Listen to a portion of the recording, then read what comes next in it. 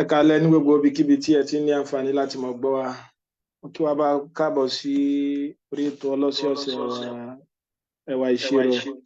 ibi tí a ti máa ń ṣàlàyé ìwé ọ̀jọ̀gbọ́n K. Stroud àti Dexter Booth. A máa bẹ̀rẹ̀ níbi tí a bá ẹ̀kọ́ náà dé ní ọ̀sẹ̀ tó kọjá. Ẹ rí i pé a ti bẹ̀rẹ̀ prógrámù ẹlẹ́ẹ̀karùn-ún ìpele kejì ìwé yìí ibi tí ọ̀jọ̀gbọ́n wọ́n ti ń ṣàlàyé matrices. A sọ pé tá a bá ní matrices òun náà ní kíni o ètò nọ́mbà. A sọ pé ètò nọ́mbà ni ọ̀tá máa ń kó sínú bracket. Tá ẹ gbé bracket yẹn ọmọ fara pẹ́ ní tí a ń pè ní kíni o ní tí a ń pè ní rectangle. A ṣàlàyé fún wa pé a ní àwọn oríṣiríṣi matrices. A ní row matrix, a ní column matrix. A ṣàlàyé row àti column náà fún wa pé a bá ní row nǹkan báyìí 1 2 3 4 5 6. A ti mọ̀ pé matrix ní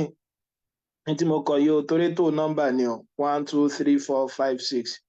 Ẹ̀rí títò tó ń wá látapá ọ̀tún mi sápò òsì eléyìí òun lá máa pè ní kíni o òun lá máa pè ní row. Èyí tó ń wá látòkè sísàlẹ̀ òun lá pè ní column. Ajá sí pé matrix yìí o a lè sọ pé ó ní kíni o row méjì column mẹ́ta. Tá bá kọ báyìí alá máa pè ní 2 by 3 matrices. Ibi tá a ti dúró lọ́sẹ̀ tó kọjá òun náà níbi tá a ti ń ṣe kíni o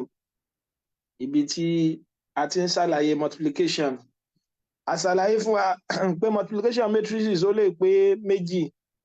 A lè ní tí a ń pè ní scalar multiplication. A dẹ̀ sì lè ní kíni o a lè ní matrix multiplication. Ìyàtọ̀ tó wà láàrin méjèèjì náà ni pé kíni o tó bá jẹ́ pé scalar multiplication òun náà ni pé scalar ni ó mọ multiply matrix. Scalar òun náà ni pé number gangan. So bóyá ní àwọn constant àti mo bóyá bí 5 ni o 2 ni o so ti yé wa báwọn. So ẹ pé matrix tí mo kọ lẹ́ẹ̀kan 1 2 3 4 gẹ́gẹ́ bí àpèjúwe. So tí máa multiply 5 ẹ rí pé 5 constant ni. So ti yé scalar ni. Tí máa multiply rẹ̀ pẹ̀lú a báyìí alá máa pè ní kíni o scalar multiplication. So tí yé bá òun náà pé number ni multiply constant model ní tá bá fẹ́ ṣe bẹ́ẹ̀ òun náà ni pé kíni o a máa multiply constant yẹn pẹ̀lú àwọn element inú matrix wa lọ́kọ̀ọ̀kan. Ajá sí pé ilé ọmọ jẹ́ 5 times 2 10 5 times 3 15 5 times 4 20. Bákan náà wẹ̀ scalar multiplication àǹfààní rẹ̀ náà ni pé kíni kódà tá bá láwọn nǹkan mìíràn bóyá nísìnyí mo kọ 12 14 16 18. Nínú àwọn ẹwà tó dópin tó wà ń bẹ̀ òun náà ni pé kíni o in tó jọ pàápọ̀ ẹ rí i pé nínú tó jọ pàápọ̀ mi báyìí 2 ni o a lè gbé 2 jáde o. So tí ẹ bá wọn ajá sí pé tí n bá ti gbé 2 jáde lè mọ kù 6 7 8 9 kò túmọ̀ sí pé row kan ni ó bá ṣiṣẹ́ kẹ́ tó lè gbé nǹkan kan jáde ó gbọ́dọ̀ ṣe kíni o ó gbọ́dọ̀ jọ jẹ́ pé wọ́n jọ ní láǹkó ní gbogbo àwọn element yẹn. Ẹ wá rí matrix multiplication bákan náà wẹ̀ òun náà ni pé tá a bá multiply matrix kan pẹ̀lú matrix mìíràn tá a bá multiply matrix kan pẹ̀lú matrix mìíràn a dẹ̀ sọ fún wa ipe ká tó lè multiply matrix kan pẹ̀lú matrix mìíràn ajá sí pé wọ́n gbọ́dọ̀ jọ wà define.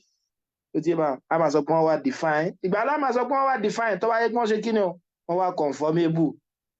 Òun náà ni pé tó bá jẹ́ pé kólọ́ọ̀mù matrix alákọ̀ọ́kọ́ tó bá ń dọ́gba pẹ̀lú row matrix ẹlẹ́ẹ̀kejì ajá sí pé mo lè multiply. Gẹ́gẹ́ bí àpèjúwe nísìn tí èmi tó bá jẹ́ 1 2 3 4 àbí ẹ̀jẹ̀ sọ pé 1 2 5 3 4 6 ẹ rí i pé ọ̀dà matrix yìí 2 by 3 ni o torí mo ní row méjì mo dẹ̀ sì ní column méjì. Ká pé bí mi bá kan náà ẹ̀wẹ̀ tó bá jẹ́ 1 3 4 5 6 7 kí ni ọ̀dà matrix yìí 3 by 3. So ti bá mo ní row mẹ́ta column mẹ́ta ajá sí pé mo lè multiply àwọn méjèèjì papọ̀ torí èbí mi nísìn mo ní yóò jẹ́ 2 by 3 3 by 3. Ìgbà tí kólọ́ọ̀mù alákọ̀ọ́kọ́ tó bá ti dọ́gba pẹ̀mọ́ row ẹlẹ́ẹ̀kejì báwọn wọ́n wà conformable nìyẹn. Ajá sí pé matrix tí mo ní tí bá multiply àwọn méjèèjì papọ̀ yóò mọ fún mi ní 2 by 3 tí ó mọ ní element mẹ́fà nínú sẹ́yìn pé mo ṣàlàyé fún wa táyé pé dimension matrix wa tó bá jẹ́ n by n ajá sí pé element tí ó mọ wà nù matrix yẹn òun náà lá máa pè ní kíni o la máa pè ní mn. Bó la ṣe máa multiply matrices papọ̀ torí àkókò. Òun náà ni ìkan náà àwọn ọ̀gá wa kọ́lọ́n bá kẹ́ wọn ọ̀gá Fádàrà wọ́n ní tẹ́ ẹ bá ń ṣe kíni o ẹni tí bá ń ṣiṣẹ́ yìí ẹni tí bá ń ṣe matrix yìí àwọn gbà wọ́n yànjú kọ́ ẹ pé kíni o kọ́ mọ̀ ṣe nǹkan mẹ́ta kan tàbí kọ́ ẹ pé wọ́n bùkátà nǹkan mẹ́ta kan ojú wọn ọkàn wọn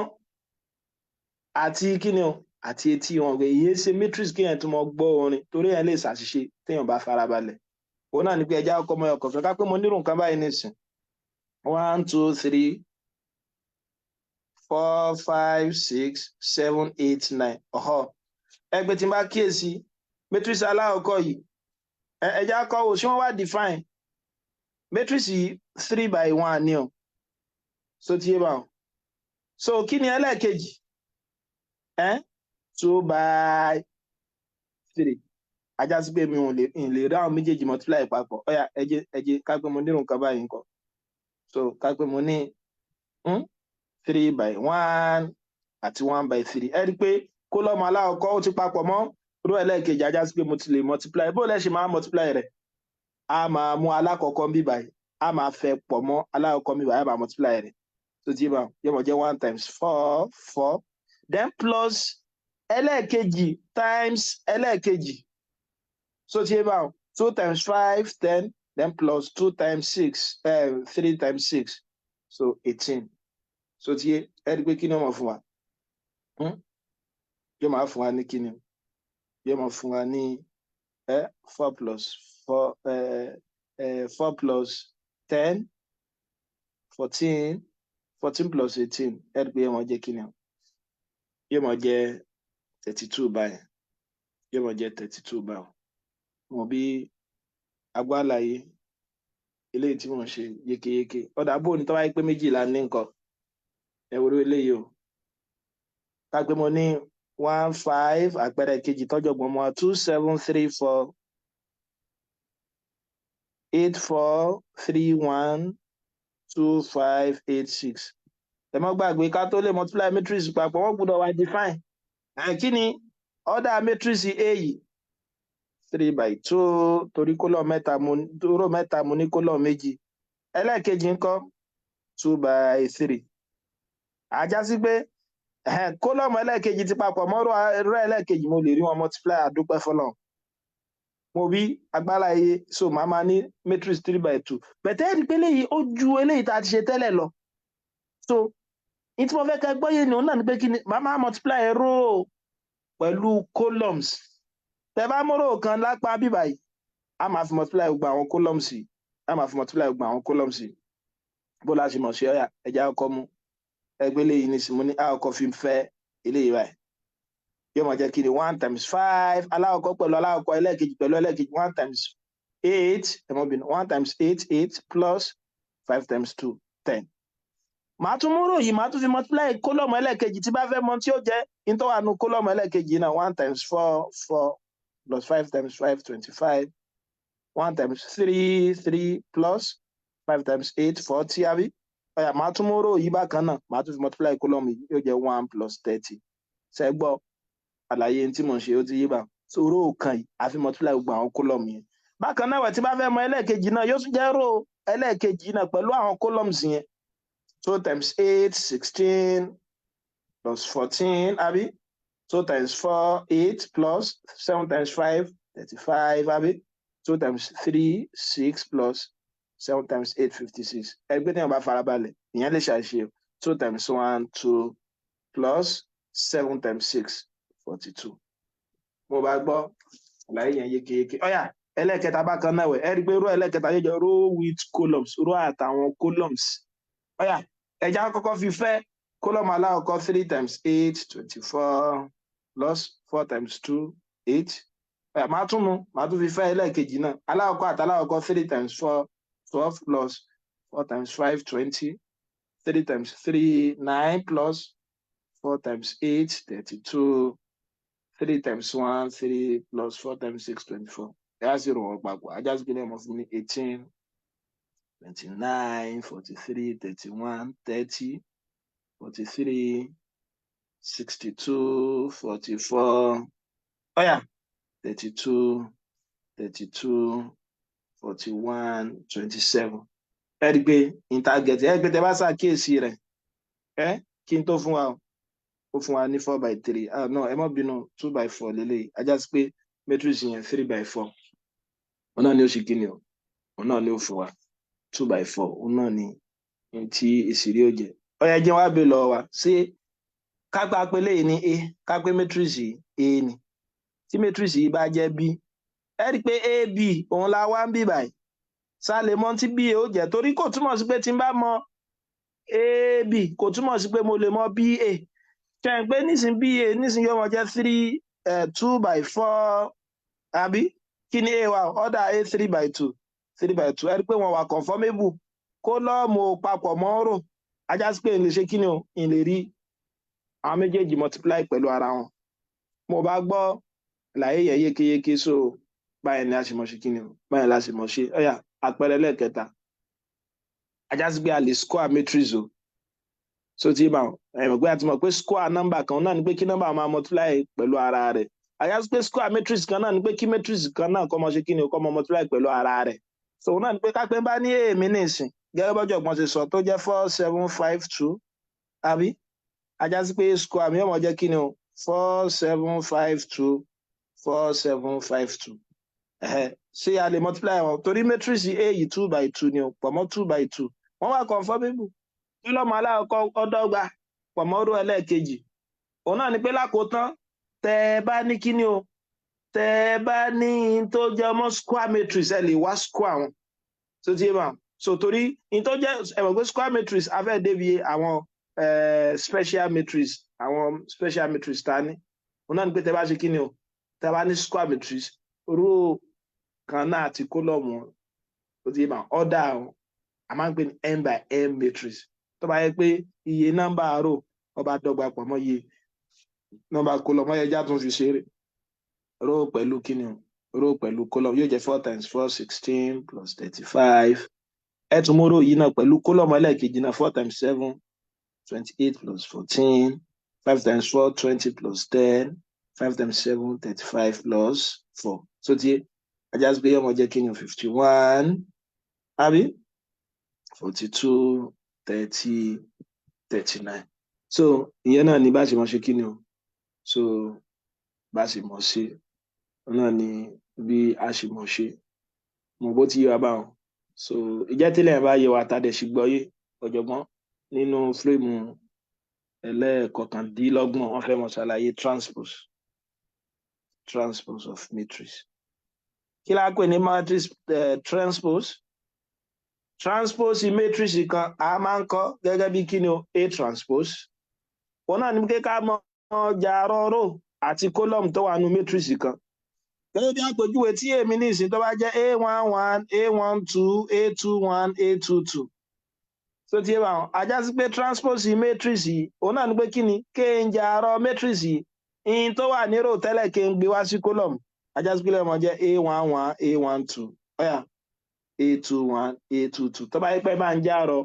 matrix tó wà ní row tẹ́lẹ̀ tẹ́ ń gbé wá sí column ajá sí pé a máa ṣe kí ni o a máa ní square matrix ni o so tí bá ọ̀yà ẹ wo a máa ní transpose matrix ni o ọ̀yà wo eléyìí o ká pé èmi bá jẹ́ 4 6 7 9 2 5 ṣùgbọ́n kí n tó lọ bẹ̀ ẹja akẹ́kọ̀ọ́ kan bẹ̀ so tí matrix mi tó bá jẹ́ pé n/n ni ta ni wàá sọ tí transpose rẹ̀ ó mọ̀ jẹ́ ajá sí pé transpose rẹ̀ ó mọ̀ jẹ́ kí ni o n/m so transpose rẹ̀ ó mọ̀ sí kí ni o ó mọ̀ jẹ́ n/m so ajá sí pé transpose mi bí báyìí ọ̀yà ẹjẹ́ ń jà àárọ̀ rẹ̀ ìtọ́ jẹ́ row kí n gbé wá sí column ṣe pé row ní tẹ́lẹ̀ ajá sí pé 4 6 àbí 7 9 2 5 ẹgbẹ́ tẹ́ bá ṣàkíyèsí eléyìí tẹ́lẹ̀ 3/2 ni kí ló dà ní ìsìn ọ̀dà 2/3 olè là máa ń pè ní transpose káwá lọ mọ́ ẹ rí i pé tí n bá ní kí ni ab ṣe mọ̀ pé ab mi òun ni pé kí n multiply a àti b papọ̀ mo fẹ́ káfa nǹkan yọ ni o ṣe pé yóò jẹ́ 276 ẹja sórí ṣe 315 multiply by what kí ni b wa o ká pé b mi jẹ́ ẹjẹ nǹkan báyìí a mi báyìí àbí tí b mi dẹ̀ sì jẹ́ kí ni 403715 ṣé mo lè rí ab mi wá wọ́n wá conformable fà torí ẹ rí i pé ọ̀dà eléyìí 2/3 ọ̀dà eléyìí 3/2 ajá sí pé mo lè rí wọn multiply yọmọ fún mi ní 2/2 276315 times 403715 so ajá sí pé lè ọmọ jẹ́ kí ni o 2 times 4 8 plus 21 plus 6 ó ti bá ajá tomorrow yìí ká fi multiply column yóò jẹ́ 0 plus 49 plus 30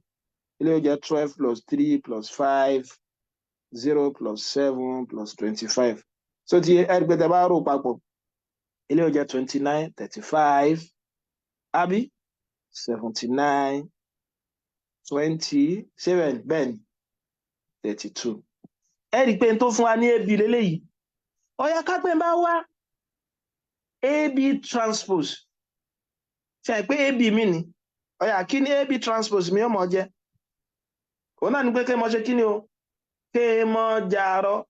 ntí rò àti ntí kólọ́mù jẹ́ so ti pé tí má jàrọ rẹ̀ ní ìsìn eléyìí ó mọ̀ jẹ́ kí ni o yóò mọ̀ jẹ́ 35207932 ṣé wọ́n papọ̀ ẹ rí i pé wọn ò papọ̀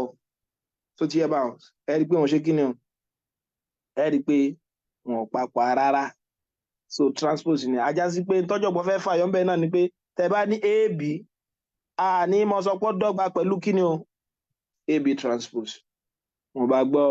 àlàyé yẹn yékéyéké bá wọn so nínú fírémù tọkàn ọ̀jọ̀gbọ́n àfẹ́mọ̀ ṣàlàyé kí ni o special matrices ẹ rí i pa láwọn matrices lóríṣiríṣi àwa láwọn kan gbòógì tó ẹ pa máa lò níbi iṣẹ́ wa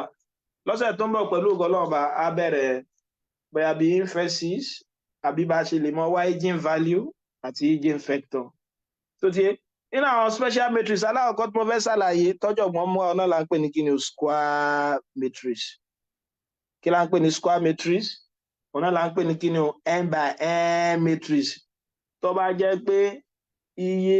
row tá a bá ní ó bá dọ́gba pẹ̀lú iye kólọ́mù tá a bá ní a máa pè ní square matrix gẹ́gẹ́ bí àpèjúwe ní ìsìn tí n bá ní 1 2 3 4 kí ni ọ̀dà matrix yìí row mélòó la ní 2 kólọ́mù mélòó la ní 2 ajá sí pé 2/2 ni o ẹ rí i pa ní row méjì kólọ́mù méjì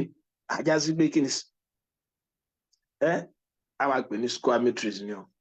so ti yé bá gẹ́gẹ́ bí àpèjúwe náà tẹ́ bá ní 1 2 3 4 5 6 7 8 9 square matrix lòun náà torí 3/3 lélẹ́yìí tó bá jẹ́ pé iye nọ́mbà row ọba papọ̀ mọ́ iye nọ́mbà column a máa pè ní kíni a máa pè ní square matrix wá rí tó bá jẹ́ pé kíni o a máa sọ pé matrix kan ó wà skew ó wà symmetry wọ́n lè béèrè lọ́wọ́ wa ìgbà tá a máa sọ pé matrix kan wà symmetry so tiẹ̀ òun náà ni pé tó wá jẹ́ pé ìgbà tẹ́ bá wá transpose matrix kan tó wà ń fún yín ní matrix yẹn padà ajá sí kó ṣe kí ni o ó wà symmetry so àwọn tá a bá ń ṣe linear algebra ẹ rí i pé symmetrical property ó ṣe kí ni ó ṣe pàtàkì ó dẹ̀ ní ìwúlò lọ́pọ̀lọpọ̀ ó ṣe pàtàkì ó dẹ̀ ní ìwúlò lọ́pọ̀lọpọ̀ mo bí agbọ́ àlàyé yẹn yé bá wọn so mo bí agbọ́ àlàyé yẹn yé bá yẹn ọ̀yà nínú àpẹẹrẹ kejì òun náà ni pé nǹkan jì tí mo fẹ́ sọ náà ni pé a tún ní kí ni o antisymmetric ìgbà wọlé a máa sọ pé matrix kan wà antisymmetric òun náà ni tó bá jẹ́ pé kí ni o tó bá jẹ́ pé matrix A ó bá fún mi ní negative transpose rẹ̀ antisymmetric ni o nínú iṣẹ́ àmúrelé tí mo fẹ́ fún ọ náà ni pé ẹ wá matrix tó yẹ pé tẹ bá ṣe kí ni o tẹ bá ṣe yóò mọ̀ fún yín ní kí ni yóò mọ̀ fún yín ní negative yóò mọ̀ fún yín ní negative ẹlẹ́ẹ̀kejì nínú àpẹẹrẹ eléyìí tí mo lè fún wa òun náà ni ẹwúrú eléyìí o kápẹ́ bá ní 2 3 tí èmi tó bá jẹ́ 2 3 6 3 4 5 6 5 9 ṣe ń pé èmi ni kí ni a transpose ó mọ̀ jẹ́ ọyẹ̀já jàrọ̀ rẹ̀ ẹ rí i pé òun náà mọ̀ kí n jàrọ̀ rò pẹ̀lú column yóò jẹ́ 2 3 6 3 4 5 6 5 9 ẹ rí pé kankan náà ni ajá sí pé a lè sọ pé kí ni a lè sọ pé wọ́n wá symmetric so ti wà so a lè sọ pé wọ́n wá symmetric náà ẹlẹ́ẹ̀kejì tí mo fẹ́ ṣàlàyé fún wa náà ni pé kí ni diagonal matrix àtún ní diagonal matrix ẹ rí pé mo ṣàlàyé nígbà tá a ṣe determinant ìtumọ̀ diagonal matrix àti mọ̀ tá à ń pè ní diagonal ní irú nǹkan báyìí tó ti báyìí bá ní plane shape ìlà tó da sí méjì ní bádéńdé ò là ń pè ní kíni o là ń pè ní diagonal matrix tá bá ní diagonal matrix òun náà ni pé kí ni square matrix lòun náà tó jẹ́ pé gbogbo àwọn element square matrix yẹn òdo ni wọ́n àyàfà àwọn tó wà ní leading diagonal ṣe pé tí bá ní irú nǹkan báyìí kápẹ́ 1 2 3 4 diagonal kan ní leading diagonal ni a tún máa ń pè ní main diagonal so tẹ́ bá tún ní irú nǹkan báyìí náà bá 1 2 3 4 5 6 7 8 9 so ti diagonal kan lélẹ́yìn náà so tó bá yẹ pé tẹ́ bá ní matrix kan tó wá jẹ́ pé gbogbo àwọn ọmọ ẹgbẹ́ rẹ̀ òdo ni wọ́n àmọ́ ní 0 0 0 0 0 0 ẹ gbogbo matrix yìí òdo ni wọ́n àyàfà àwọn tó wà ní agbègbè diagonal nìkan irú àwọn matrix yẹn a máa pè ní kíni diagonal matrix a máa pè ní diagonal matrix gbogbo àwọn matrix yìí ó ní ẹwà púpọ̀ tá a bá dé agbami algebra wọn bá gba ayé báwọn ṣùgbọ́n látara abẹ náà ìjà tún yọ unit matrix tàbí ká pè ní identity matrix unit matrix diagonal matrix ni o kí la dẹ̀ ti gbàgbọ́ yé nípa diagonal matrix tẹ́lẹ̀ òun náà ni pé matrix tó yẹ pé gbogbo àwọn ọmọ ẹgbẹ́ rẹ̀ ó mọ ọjọ́ òdo àyàfà àwọn tó wà ní leading diagonal ṣùgbọ́n tó yẹ pé gbogbo tó bá wà nínú leading diagonal yẹn unity ni tí a ń pè ní 1 táyé pé gbogbo àwọn tó wà nínú leading diagonal yẹn 1 ni ìtẹ̀ tá a fi ní 1 5 9 tó wáyé pé mo ní 1 1 1 ẹ̀ máa máa pè lẹ́yìn ní kíni o unit matrix tàbí ká pè ní kíni o identity matrix mo bá gbọ́ yí báwọn ajá sí pé tí n bá ní 2 by 2 mo ti mọ̀ pé diagonal matrix square matrix ni gbogbo diagonal matrix ni ó mọ̀ jẹ́ square matrix ṣùgbọ́n kí gbogbo square matrix ló wà diagonal tí bá mọ̀ báwọn òfin kan náà nìyẹn ẹ̀ẹ́dẹ̀ mo tún lè sọ pé gbogbo identity matrix òun ni ó mọ̀ fún mi ní kíni o diagonal matrix gbogbo identity matrix diagonal matrix ni wọ́n kì í ṣe gbogbo diagonal matrix na identity matrix mo bá gbá láyé yẹn yé so òun náà ni ẹ pé tí bá ní 0 0 0 0 gbogbo element yẹn lójú òdo àfẹ́ ìdíbẹ̀ náà tẹ́ bá ní tí gbogbo element bá jẹ́ òdo 0 matrix nìyẹn ṣùgbọ́n tó yẹ pé àwọn element tó wà ní diagonal yẹn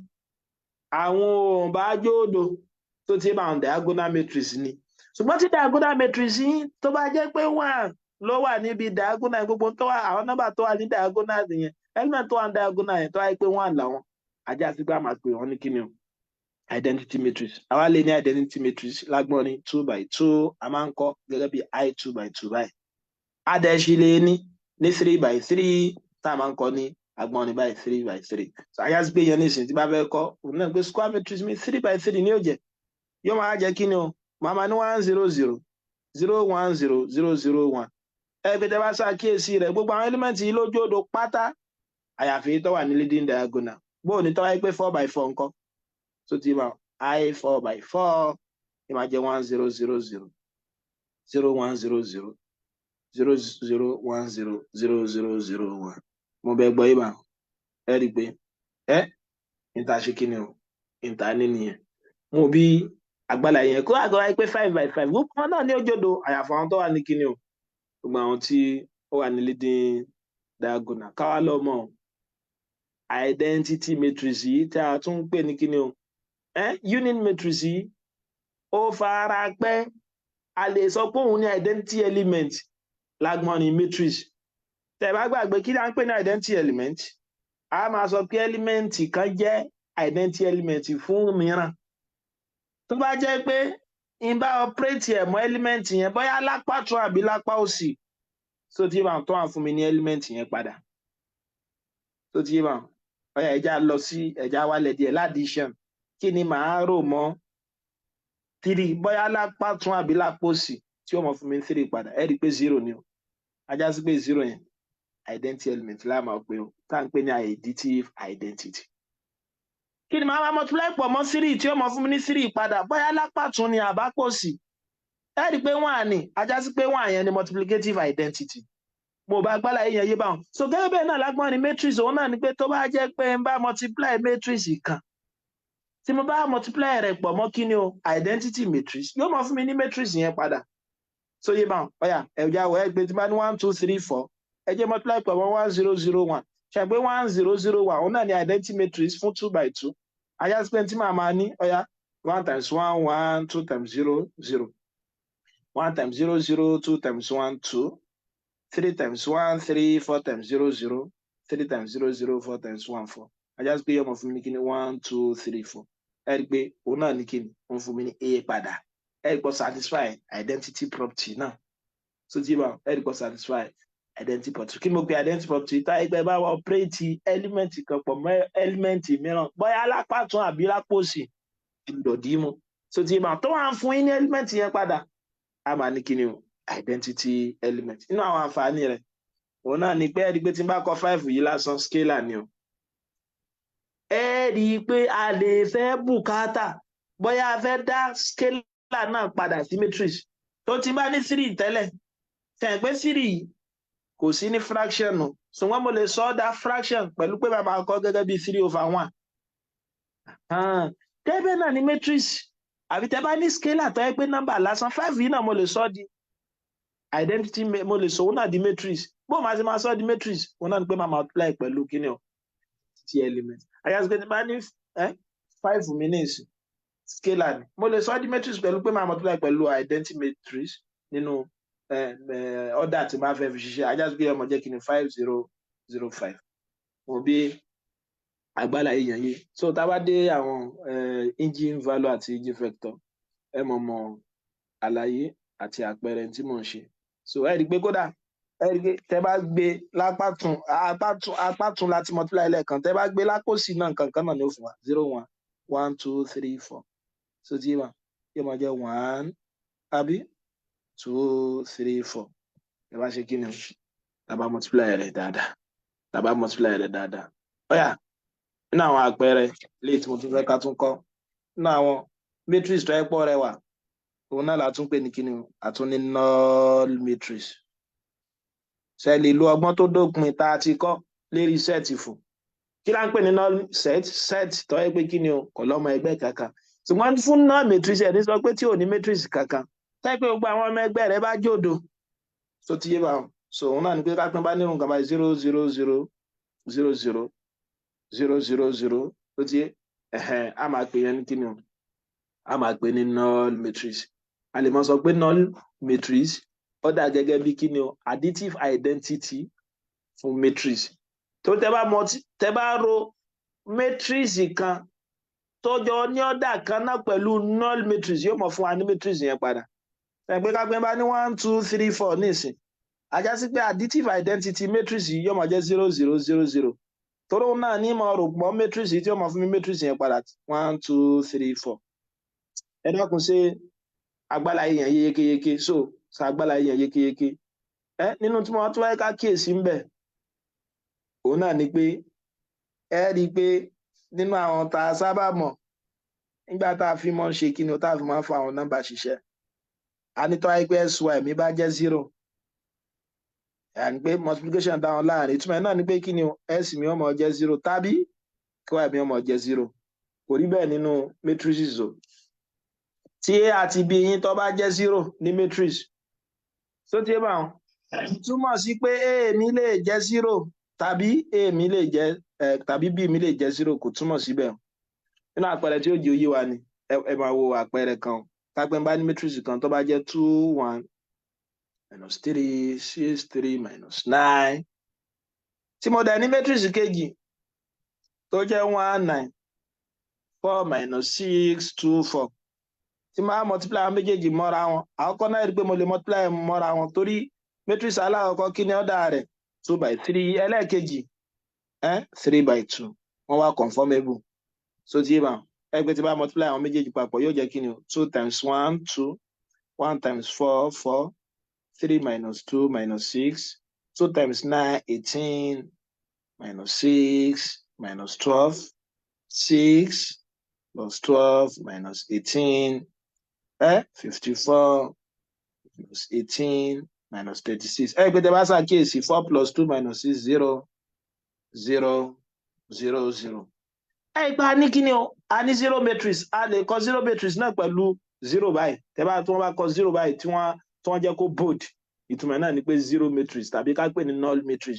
mo bóyá báwọn ṣùgbọ́n ab mi fún mi ní zero ṣùgbọ́n a mi ẹ ṣe zero matrix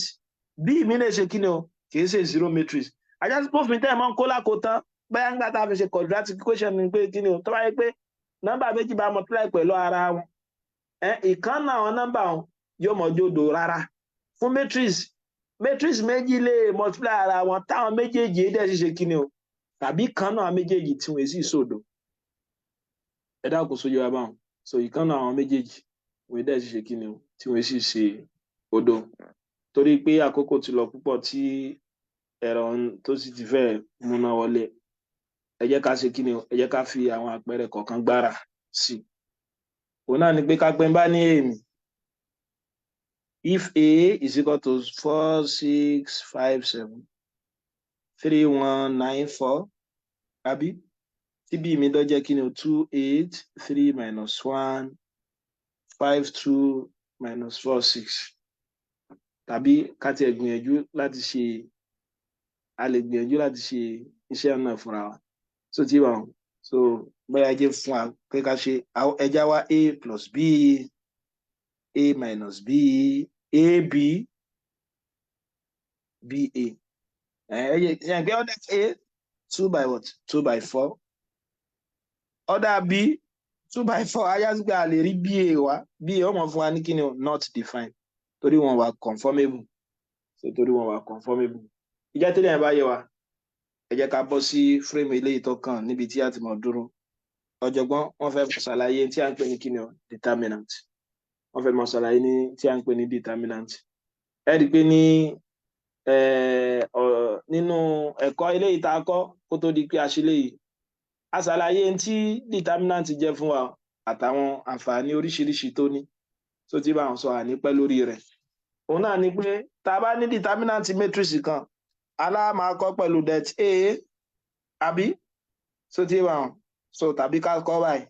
a lè sọ fún wa pé determinant òun náà ní nọ́mbà gbòógì tá a lè yọ látara square matrix ajá sí pé square matrix nìkan ni mo lè rí determinant wọn wá o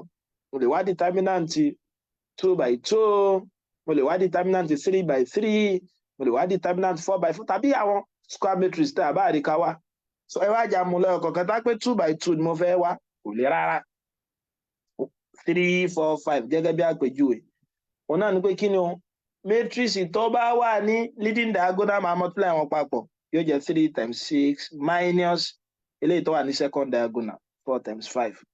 ẹjá sí pé ọmọ jẹ́ 18 minus 20 tó jẹ́ minus 20 mo bá gbàlà yìí yẹn ẹ rí pé 2 by 2 òun ò lè rárá ní tiẹ̀ àgbọ́yé bá so bẹ́ẹ̀ ká pé bá nírú nǹkan báyìí 4020 ẹ jẹ́ wá determinant yẹ ẹ rí pé element tó wà ní leading diagonal 4 times 0 minus element tó wà ní second diagonal 2 times 0 ayá pé ó jẹ́ 0 minus 0 tó ń jẹ́ 0 àì ní pè ní 0 matrix o ṣùgbọ́n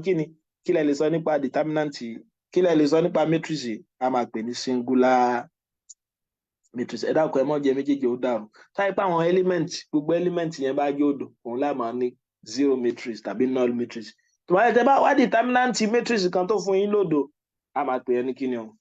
a máa pè yẹn ní singular matrix a máa pè ní singular matrix wọn àwọn àǹfààní ẹ̀ wọn náà ni pé wọ́n lè ní ká wá ká pé mo nínú kan báyìí 7k69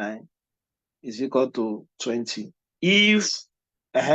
so one find k kò lè rárá pé mo ti mọ̀ pé determinant lélẹ́yìí element tó wà ní first diagonal 63 àbí 7 times 9 63 minus 6k is equal to 20 ajá sí pé 63 minus 20 yóò máa fún mi ní 6k mi ọmọ jẹ́ kí ni 43 k mi ọmọ jẹ́ kí ni 43 over 6 ilé ìtọ́jẹ́ 7 mo bí a gbọ́ àlàyé yẹn báwọn tàbí tí wọ́n bá ní kẹ́ wá nǹkan kan pé find kí ni x yóò mọ jẹ́ find the value of s for which tó jẹ́ pé kí ni o 5s32 is singular tàbí ẹ mọ̀ náà ìgbàbà so tàbí kí ni pé for which is singular. Tí matrix yẹn bá wà singular, náà ni pé 5s 3 2 is equal to 0. Torí máa sọ pé matrix kan wà singular. Táyé pé tí máa wá determinant matrix yẹn tó bá fún mi lódò 5 times 2 10 minus 3x ẹ pé element tó wà ní first diagonal minus element tó wà ní kíni second diagonal minus 3x is equal to 6. Tó ti yé bá yẹn máa jẹ 10 is equal to àbí kí n sọ pé 10 minus c is equal to 3x 4 is equal to 3x x mi máa jẹ 4 divided by 3 x mi máa jẹ 4 divided by 3. So torí àkókò ibi báyìí náà láti mọ̀ dúró kí la kọ́ lè ní ṣàlàyé matrices. Mo sọ fún wa pé tá bá ní matrix a lè ní scalar multiplication a dẹ̀ sì lè ní kíni o matrix multiplication. Scalar ni pé tó ayé pa bá multiply number singularity pẹ̀lú matrix yóò mọ̀ fún wa ní scalar multiplication. Tó bá yẹ pé n bá multiply matrices pẹ̀lú ara wọn a máa ṣe kíni o a máa mọ̀ ní matrix multiplication. Mo dẹ̀ sọ fún wa ipe ká tó lè mọ̀ multiply matrix méjì papọ̀ wọ́n gbọ́dọ̀ wà define. Ọgbà ọlá máa sọ pé wọ́n wà define tó bá wà conformable. So ti tó wáyé pé kó lọ mú matrix alákọ̀ọ́kọ́ tó bá ń dọ́gba pẹ̀lú kíni o row matrix ẹlẹ́ẹ̀kejì.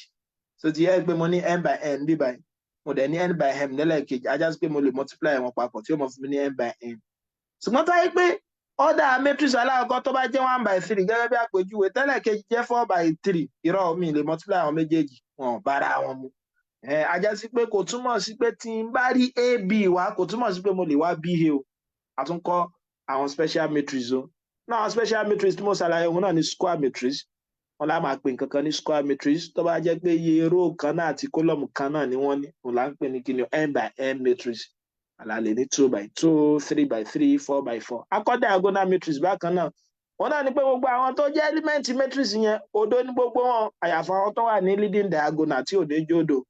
Akọ́ unit matrix mo sọ fún wa pé unit matrix diagonal matrix lòun náà ṣùgbọ́n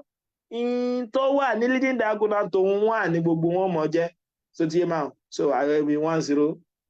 0 1. Mo dẹ̀ sọ fún wa pé identity matrix yẹn ó ń fara pẹ́ identity element lágbọ́n ní matrix. Akọ́ 0 tàbí null matrix bákan náà táyé pé gbogbo àwọn element tó wọ́n mọ̀ jẹ́ òdo tí gbogbo àwọn element tó wọ́n mọ̀ jẹ́ òdo. Mo dẹ̀ ṣàlàyé fún wa wípé tí matrix méjì bá multiply ara wọn tó wá fún wa ní 0 matrix kò túmọ̀ sí pé a mi jẹ́ 0 kò dẹ̀ túmọ̀ sí pé b mi náà jẹ́ 0 matrix. A ṣàlàyé determinant náà mo sọ fún wa pé ìgbà tá a máa sọ pé matrix kan wà singular táyé pé tẹ bá wá determinant wọn ó wá fún yín ní òdo. Ibà yìí ni màá máa dúró sí tí màá fi mọ pàdé yín ní ọ̀sẹ̀ tó ń bọ̀. Mo kí yín pé ẹ darapọ̀ mọ́ alálẹ̀ tòní ó dàárọ̀.